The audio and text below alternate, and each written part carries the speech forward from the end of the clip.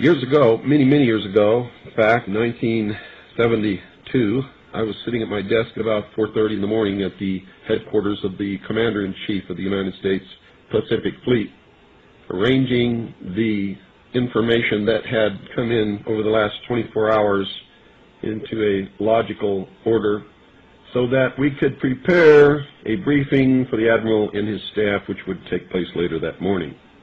Among the papers I found on my desk was a document entitled Operation Majority, and it was not the entire paperwork involving this operation, but was merely a synopsis of the operation and projects contained under it.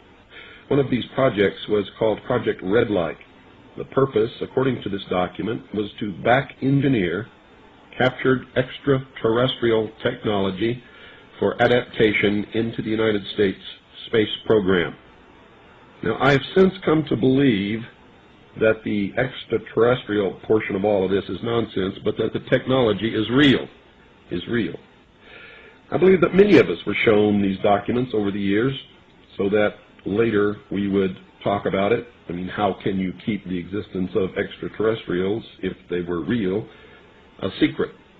And how could anyone keep quiet knowing that they had seen documentation, official government documents labeled top secret, that expressed that these extraterrestrials were real and had visited this Earth? I wanted to know just how true all of this was, and I began a program of research to find out if extraterrestrials were real.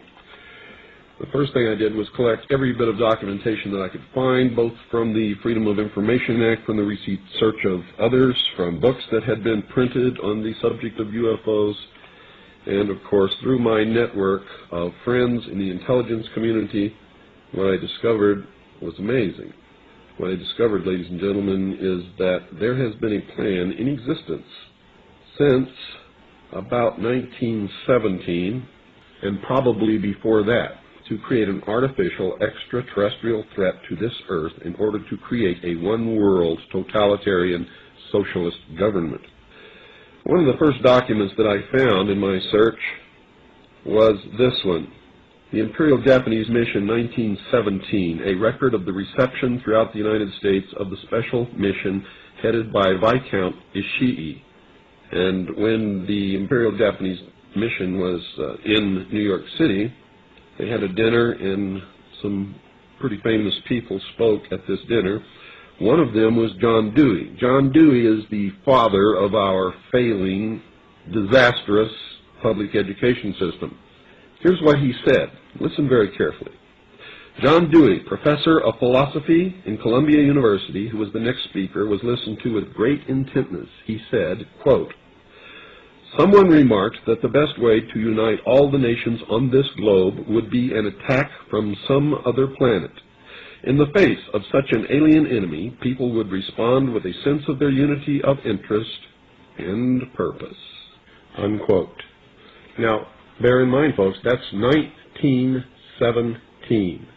One of the next documents that I found, and I found quite a few, but one that's pretty important, is called a Report from Iron Mountain, the probability and desirability of permanent peace.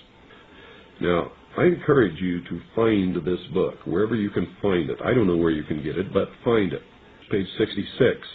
Credibility, in fact, lies at the heart of the problem of developing a political substitute for war. This is where the space race proposals, in many ways so well suited as economic substitutes for war, fall short. The most ambitious and unrealistic space project cannot of itself generate a believable external menace. It has been hotly argued that such a menace would offer the last best hope of peace, etc., by uniting mankind against the danger of destruction by creatures from other planets or from outer space. Experiments have been proposed to test the credibility of an out-of-our-world invasion threat. And it continues on another page. Nevertheless, an effective political substitute for war would require alternate enemies, some of which might seem equally far-fetched in the context of the current war system. It may be, for instance, that gross pollution of the environment can eventually replace the possibility of mass destruction by nuclear weapons as the principal substitute for war. Are you beginning to get the message, folks? Poisoning of the air and of the principal sources of food and water supply is already well advanced, and at first glance would seem promising in this respect. It constitutes a threat that can be dealt with only through social organization and political power. But from present indications, it will be a generation to a generation and a half before environmental pollution, however severe, will be sufficiently menacing on a global scale to offer a possible basis for a solution. However unlikely some of the possible alternate enemies we have mentioned may seem, we must emphasize that one must be found of credible quality and magnitude if a transition to peace is ever to come about without social disintegration.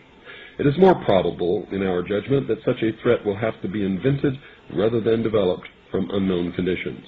Ladies and gentlemen, they have created so many alternate enemies in order to bring about their one-world totalitarian socialist state that we don't know which enemy to believe is real or is false, or whether to just toss them all out on their ears. And I think that that is probably going to be the best solution. Disarmament is no accident. All of these bills in Congress to take away our weapons is no accident. The intentional environmental pollution of our lakes, rivers, streams, oceans, forests, everything is no accident, as you just heard. These things were planned many, many years ago. All the bombardment of the public with movies about flying saucers in the 50s, right after the United Nations Treaty was signed and the UN Participation Act was pushed through Congress, and all of the incidents since that have convinced the majority of the American people that flying saucers are real and extraterrestrials exist, and that flying saucers are from an extraterrestrial origin. This is being promulgated in many ways, by television commercials, in the movies, in the newspapers, by creating incidents either real or imagined.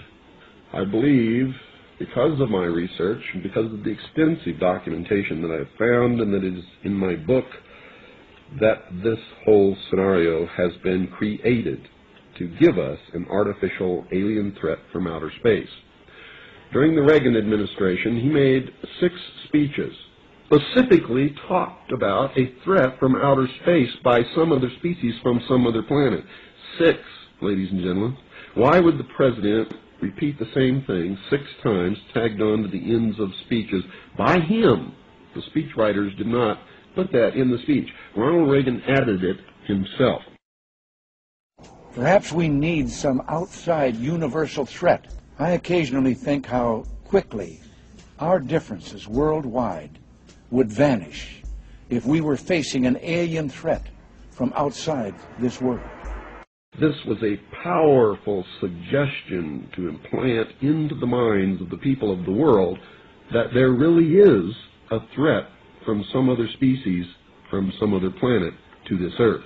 Now, you people out there have been ignoring the UFO phenomenon for too long. It has all the earmarks of the most successful, most sophisticated mind control operation in the history of the world, and you are ignoring it.